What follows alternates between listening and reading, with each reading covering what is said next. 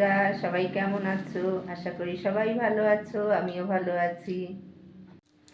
আবার চলে আসলাম নতুন রেসিপি নিয়ে, তাহলে সঙ্গে থাকো তোমরা। চলে আসলাম ট্যাংরা মাছের তেল ঝাল নিয়ে। আজকে আমি ট্যাংরা মাছ দিয়ে তেল ঝাল করব। তোমরা সঙ্গে থাকো। আমি কি করে করি, আগে মাছটাকে ভেজে নিচ্ছি। নুন হলুদ মেখে মাছটাকে আগে ভেজে নিচ্ছি। মাছটা কিন্তু অতিরিক্ত ভাজবো না, হালকাভাবে একটু ভেজে নেব, কেননা বেশি ভাজলে ট্যাংরা মাছ গলতে চায় না, শক্ত হয়ে যায়।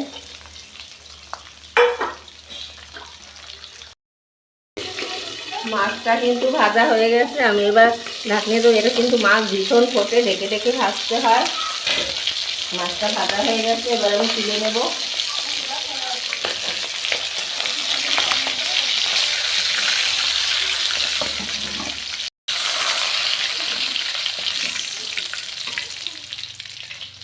ভাজা হয়ে গেছে, তুলে নিয়েছি। তার মধ্যে মশলাটা তৈরি করে নিয়েছি। আমি মশলার মধ্যে খুব একটা বেশি মশলা দেইনি। অর্ধেক পেঁয়াজ, আদা, একটুখানি পাকা টমেটো আর জিরে বাটা, এই দিয়ে আমি মশলাটা করে নিয়েছি। অতিরিক্ত কোনো মশলাই দেইনি। আর লাস্টে দেবো একটু ধনে পাতা, কষানোর সময় একটু দিয়ে দেবো। বেশ খানিকটাই কালো জিরে দিয়ে দিলাম ফোড়ন। এবার দিয়ে দেবো মশলাটা।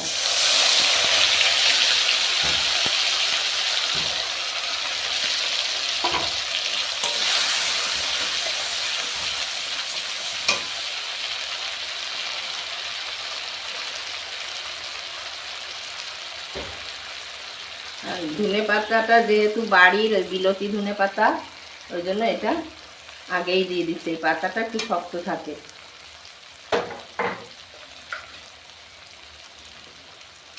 ভালো করে এটাকে কষিয়ে নেব। দিয়ে দেবো এর ভেতরে হলুদ আর লবণ। হলুদ দিয়ে দিচ্ছি,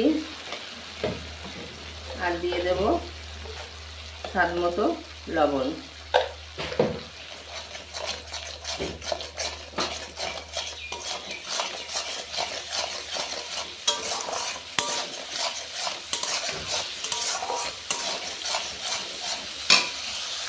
হয়ে গেছে, এবার দিয়ে দেবো ভেজে রাখা মাছ।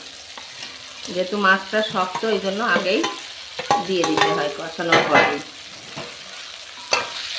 এবার সামান্য মিশিয়ে আমি জল দিয়ে দেবো। জল দিয়ে দিচ্ছি।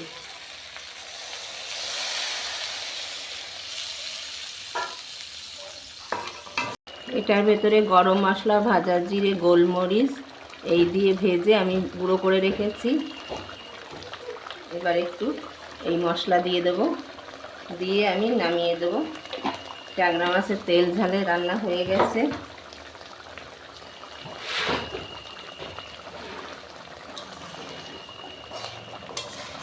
এবার আমি নামিয়ে দিচ্ছি।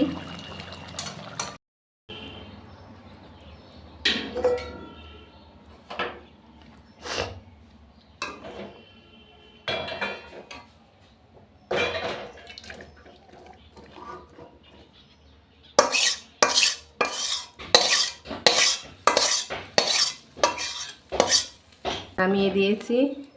বন্ধুরা, এই ট্যাংরা মাছের তেল ঝালের রেসিপি যদি তোমাদের ভালো লাগে, অবশ্যই লাইক, কমেন্ট ও শেয়ার করো। আর যারা নতুন, আমার চ্যানেলটা সাবস্ক্রাইব করে দিও। আবার চলে আসবো নতুন ভিডিও নিয়ে। সবাই ভালো থেকো, সুস্থ থেকো।